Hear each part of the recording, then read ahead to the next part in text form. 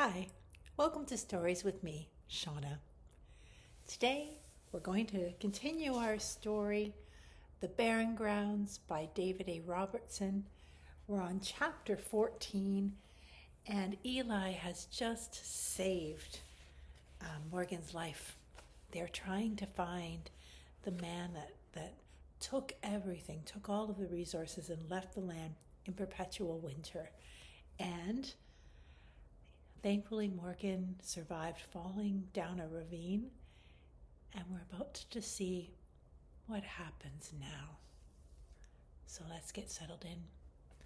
I have a cup of tea with me, and you know by now that if we're going to read a story, we want to do honor to the author who spent the time creating the tale. And to do honor to an author, we want to be present when we're listening to the story, so that we are free to hear and receive the words and imagine what the author was trying to say to us, what the world looked like in the author's mind, and what it looks like in your mind. So to do that, you need to find a place where you can focus. Maybe you need someplace that's quiet.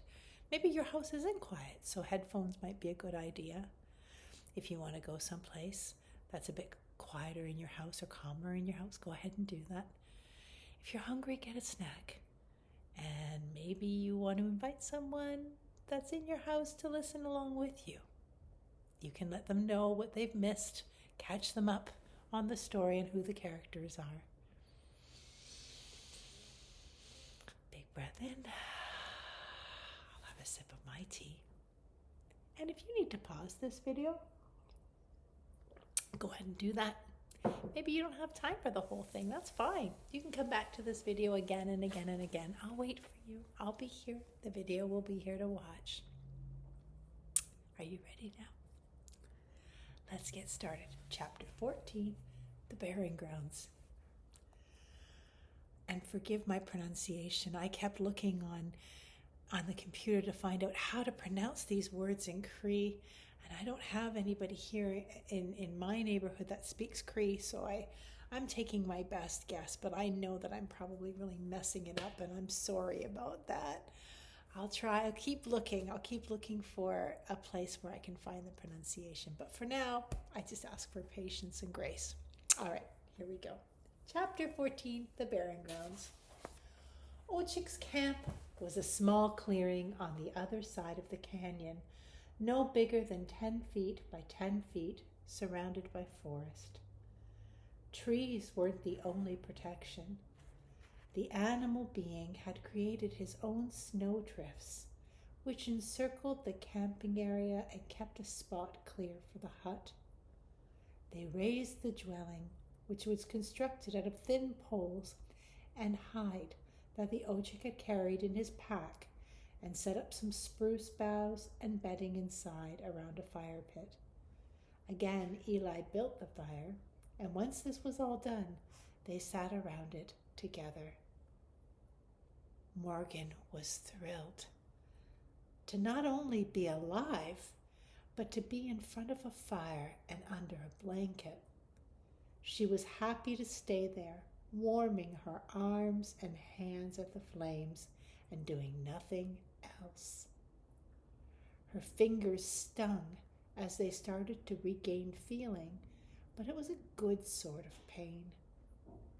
Eli joined her there, warming his hands as well, and Ochik waited until all the fingers in the hut were thawed before getting a special treat ready for supper, a reward for such a difficult day.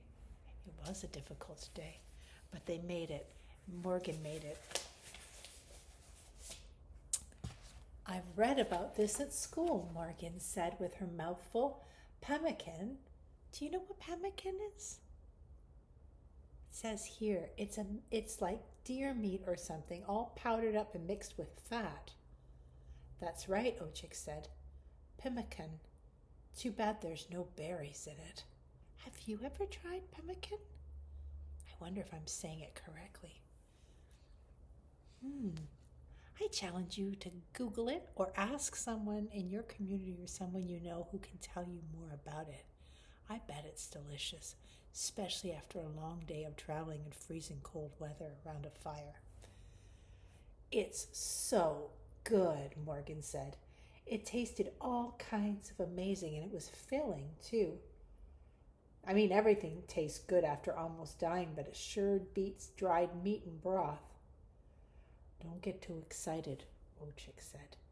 "Depending on what we find here, that might just be what we eat all the way back to Missoula." "Isn't there a spot closer than this for hunting?" she asked, after devouring the pemmican. There was. Ochik chewed at his own supper. "But as time has passed, the four-legged ones have either been caught or moved farther away." "Do you think they found the green thyme?" Do you remember what the green thyme was? If you had to guess, if everything around them right now is white and it's kind of perpetual winter, what do you think the green thyme might be? I think it might be spring too. A time when plants grow and there's lots of food to eat. Ochik shook his head quickly at the idea. "They're just as weak as we are in Missoula. And even if they knew where the man went—" "Could you find the man if you knew?" Morgan asked. "If he was far away?" "I'd have to," Ochik said. "But you have to be as weak as the others," Eli said. "Everybody has their role," Ochik said. "Like what? Sitting around and doing nothing?" Morgan asked. "There's more to do than hunt," Ochik said, and there was a long pause after this. Ochik, perhaps sensing that both Eli and Morgan wanted to know more, continued. "I was a child when Musqua came to Missoula, and not much older than when the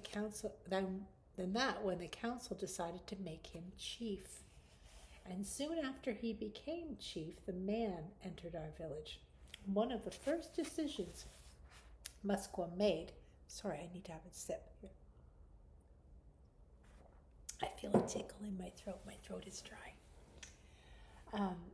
One of the first decisions that Musqua made was whether or not to accept the man into Missoula, and because he wasn't the first human to come to Missoula. That's curious. The others were good people. So we thought in our naivete. Do you know what naivete is? It's being naive. Naive means innocent, like you don't think badly of something. You think of the good. You're a little bit young and naive. So we thought in our naivete that the man would be good as well. "Are they still here, the others?" Morgan asked. "They left many years ago," Ochik said. "Where'd they go?" Eli asked. "Back to your world," Ochik explained. "They came here in the same way as the man." "Through the attic?" Morgan looked at Eli, puzzled. "Maybe that's why it hasn't been opened for so long," Eli said. "Eli, if somebody wanted to lock it shut, they'd use a lock, not a million layers of paint." "Oh yeah, that's a good point." "Exactly how many years ago?" Morgan asked Ochik, ready to do the math. "Like, how many notches or whatever?" "Oh, can I just?" And Ochik threw his arms in the air. "I'm trying to tell you children a story. In good time. You'll find out about the others, all right?" "Sorry," Eli said. "Yeah," Morgan said. "Keep going. I'm sorry." "The man came with what seemed like good intentions, so he was allowed to live among us. I didn't understand much back then. I was the youngest in the village. And after that, man left with the summer birds. After the white time fell on us, there were no other children born. Instead, over time, more and more of us died. We just couldn't have any more mouths to feed, so..." Ochik, who had been staring into the empty bowl, looked up. I have remained the youngest and the strongest. Strong enough to be the one to hunt on the land and provide for the others. Strong enough to find the man, if I only knew where to go. They needed rest before checking Ochik's traps. It had been a long, hard day walking from Miswa. And after Ochik finished his story, they settled in for the night. Morgan lay close to the fire, facing it. She closed her eyes, but, despite her exhaustion, didn't fall asleep quickly.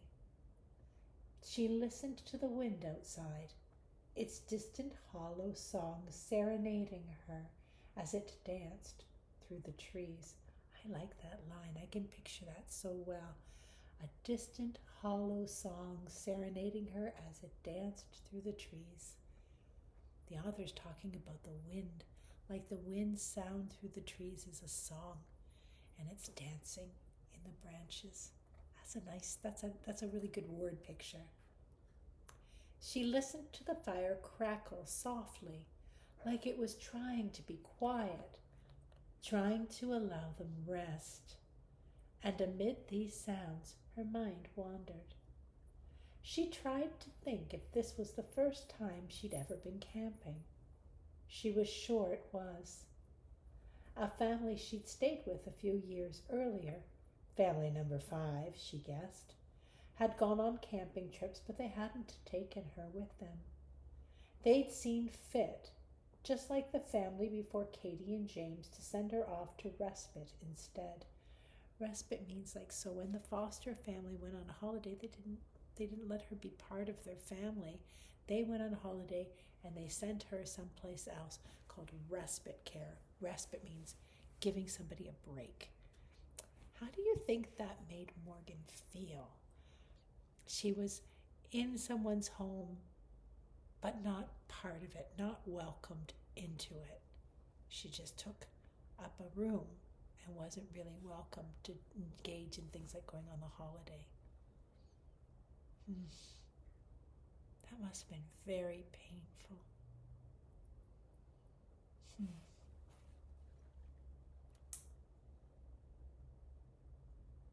So what was so awful about her that they'd rather leave her behind than take her with them? And then she thought, am I awful? That's a terrible way to feel about yourself, like there's something wrong with her, when really, who had the problem, do you think? I agree. I think it's the foster family. Like, what was wrong with them that they would be so cruel to a child? She didn't do anything to deserve that. Oh, am I awful? That's what she was thinking. Yesterday she had been. She knew that much. She pictured her mother in the tiny room. She imagined herself outside the room looking at her through the window. And no matter how hard she tried, she couldn't imagine herself in the room. She couldn't imagine herself in her mother's arms, being sung to, being told in Cree not to forget herself. But what was there to forget? That question, asked like a voiceover to the short film playing in her mind of her mother in the room and her outside in the cold, was the last thing Morgan remembered before finally falling asleep. Morgan's really starting to think about where she comes from, who her mom was, and what happened. What she's missing pieces of her own history and her own identity of who she is. And I think she's starting to find answers on this adventure that she's on. In the morning, they ate a quick meal, broth and dried meat again, no more pemmican, and they took down the hut. The wind had returned overnight, and without 3 bodies weighing it down, the dwelling would certainly have flown off into the forest. Depending on how the day went, they'd either set it up again that night in the same spot, or make camp somewhere on the trek back to Miswa. The relentless wind and cold made the hours spent checking traps all the more frustrating.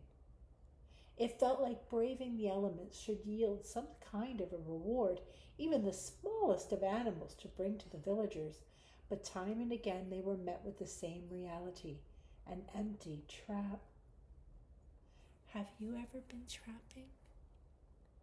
I would imagine that it would be very cold and you would really hope that you caught something in those traps because you work so hard to get to them and to set them up. There have been many trips like this one, Ochik said at one point, seeing how disheartened the kids were, and there have been trips that have been better. Some help we are, Morgan said to Eli, and then a thought occurred to her. Did you catch anything when you were with him alone, just you two? A couple of times, he said. You being here didn't keep the traps empty, Ochik assured Morgan. Ochik had an empty sack over his shoulders. So Morgan kind of blames herself. She really is struggling with liking herself and thinking that she's worthwhile to be around. And I'm wondering if because she's had so many sad experiences in different foster homes, being rejected or feeling rejected, that she feels like she doesn't have much to add. I hope that changes for her.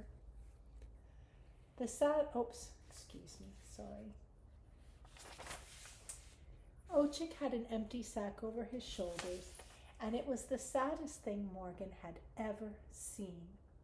A knife was tucked into his belt to prepare the game on the spot. It would then be brought to Missawa to become clothing, utensils, and most important, food. Morgan kept thinking about the racks she'd seen outside the lodges and how most of them were barren. Barren means empty, and notice that word is in the title too, the Barren Grounds. On they went, making their own tracks but finding no others, and checking more traps with no animals in them. They had the smallest and least satisfying lunch behind a large tree that offered little protection from the wind and the snow. It was broth made out of melted snow, pine needles, and bark. That's not going to keep their stomachs fed. After lunch, it was more of the same. Morgan began to wonder if she should have come at all, if she shouldn't have just gone off with Eli from Missawa right when she'd found him. All I've done is start to care about them, and they're dying, Morgan said to Eli, quietly enough that Ochik couldn't hear. What good is that? I still wouldn't leave if I had a choice, Eli said. What? She hit him in the chest. If you stayed, you'd just die too. How does that make any sense? Morgan wasn't trying to be quiet anymore. Eli looked at her with a stone face. I'd be more alive here even if I was dying. Why do you think he said that? Why would he feel more alive there even if he was dying? That's a big question. What is it about this place that helps Eli feel alive, even though he's hungry and cold and his future is uncertain? Do you mind if I share a thought? I'm wondering if being a part of his traditions, of where he came from, being back to the land and land-based teachings, and being able to use his language, is more important to him than almost anything else. I'm wondering if that's part of it, and that it gives him such a sense of belonging.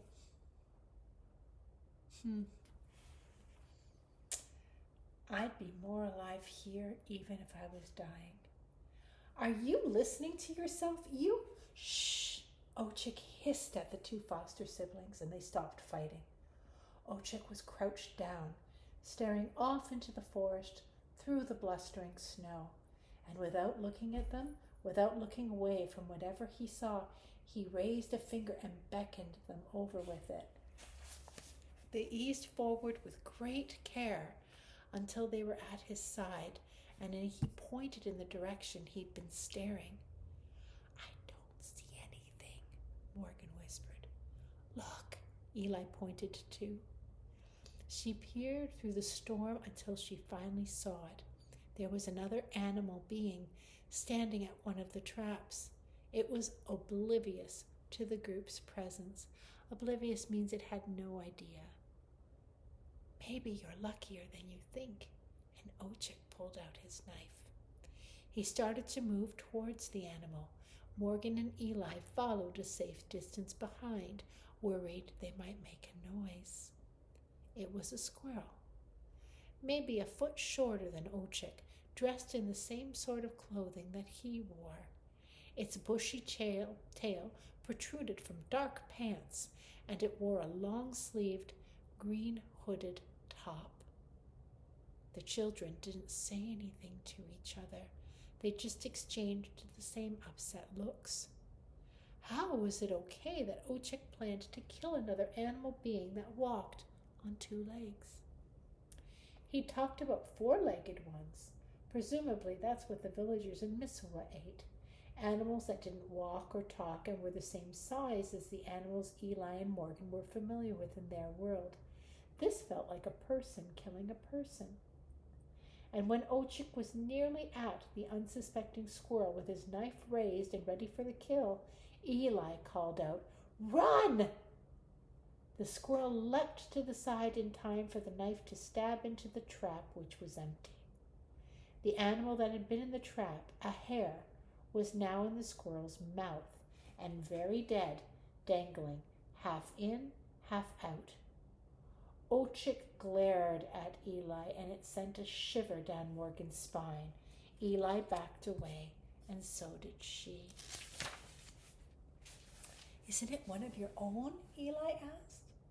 The squirrel spat out the hare, and it landed on the ground, only somewhat chewed up. "Yes, aren't I?" Ochik picked up the hare and stuffed it triumphantly into the once empty sack. "Let her go now," Morgan pleaded. Ochik looked very much as though he wanted to get angry with the children, but instead he took a deep breath. "Children, normally I'd agree, but we need this food." "I am not food, thank you very much," the squirrel said, appalled. Appalled means shocked, like, ugh. "Quiet, squirrel," Ochik said. "I have a name, actually." "Well, you might as well eat us," Eli said. "Don't give him any ideas," and Morgan slapped Eli on the arm. "Ow, stop hitting me." "That's not the same," Ochik said. "I'm only trying to do what's best for my village." And as he continued to explain his position, the squirrel, in full view of both Eli and Morgan, began to sidestep away very quietly. "Oh, we have a visitor. This is my kitty, Jack, and he likes this story too. I'll just settle him here on my lap."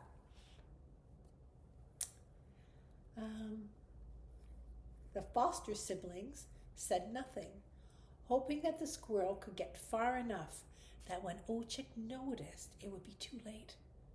He was going on about the history of the village. "Understand that things will never be the same as before when each season gave way to the next. We have to do what we can to survive. We honor each animal, 2-legged or 4, that gives of themselves for us." "They'd probably prefer not to, though," Morgan grumbled. Ochik started to turn towards the squirrel, who was now a good 10 feet from them. Morgan reached out and grabbed his shoulder. "Hey, can you tell me more about, what council would think of this?" Ochik looked at her curiously but answered, "If council told me not to kill her, I wouldn't. Their rules govern Missoula, and we trust in those rules." "But you were just about to kill her without council telling you that you could," Morgan said. "How does that make sense?" "It was impulse," Ochik admitted. "In the end, Eli might have been right to stop me.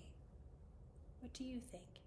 Do you think if the squirrel walks on 2 legs, that's more valuable than an animal that walks on 4? And what about what Ochik said? Without the animals to hunt, they wouldn't survive. It's complicated to think about, isn't it? It was impulse, Ochik admitted, and in the end, Eli might have been right to stop me. Because if she was dead, and council told you not to kill her. Yes, I know, Ochik said.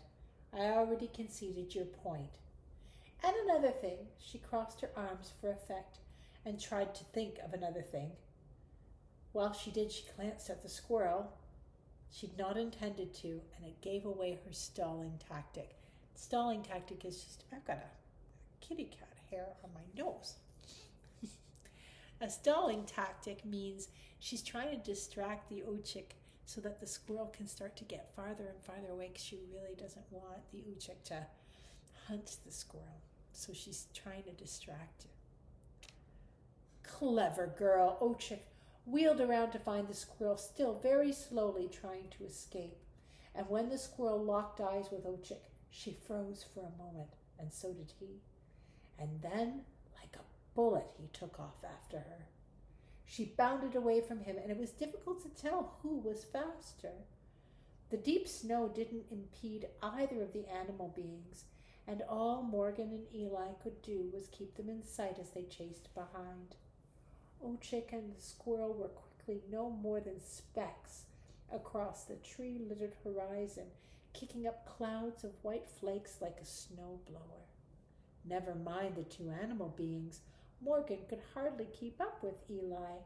The best that she could do was follow in the trail he was making, but even still, her legs started to burn from the pursuit. And finally, after either several minutes or forever, the animal stopped, and an explosion of snow. The squirrel was standing on the branch of a tree just out of reach of Ochik, who was on the ground directly below the branch, knife at the ready. And even though the squirrel was agile means quick on their feet, she couldn't run along the branches and jump from tree to tree since she was 2-legged and much larger than a normal squirrel, so she was safely out of reach, but stuck in place. You can't stay up there forever, Ochik warned. That's true, the squirrel said, but I've had just a bit of a meal and I should be okay for a little while. So should I, Ochik said. Can't we just check the other traps for food? Eli asked. You're only delaying the inevitable, Ochik said to the squirrel, ignoring Eli altogether. If I'm going to die, the squirrel said, sitting on the branch, I might as well enjoy the view. Ochik jumped and tried to grab at her dangling feet, but missed. The view, Ochik said. We're in the forest. Okay, I'm going to try to pronounce this word in Cree. I don't think I'm going to say it right, but it's spelled Arikwas.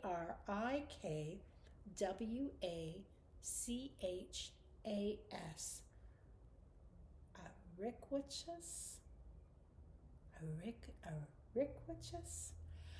I'm going to have to look that one up. I challenge you to do the same thing, and then you'll know how to say squirrel in Cree. And that's cool.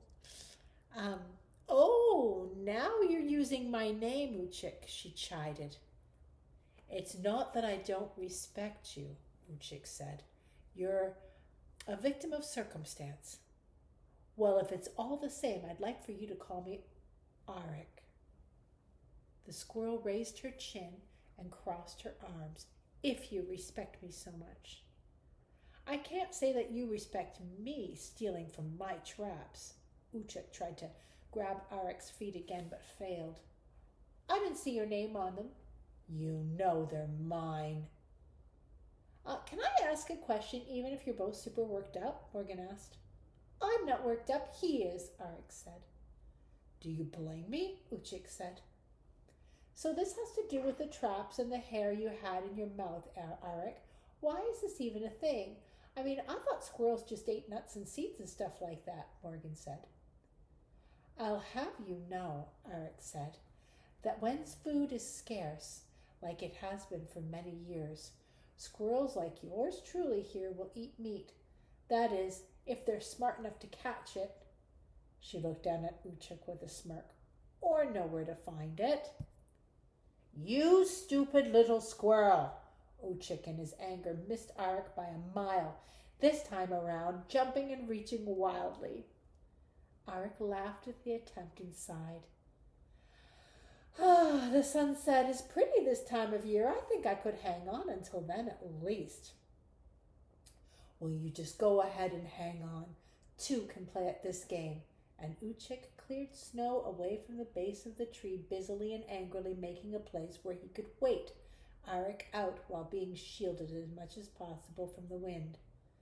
I can sit on the ground longer than you can sit in a tree, he grumbled, sitting down in the makeshift clearing with his back against the trunk and sticking his knife into the wood. The children joined him. Uchik looked sour. His arms were crossed and his eyebrows furrowed. This is a furrowed eyebrow. It's furrowed. And he had an exaggerated frown in his furry, snow-freckled face. Are you pouting? Morgan asked. No, Uchik snapped. You're totally pouting. I'm totally not pouting.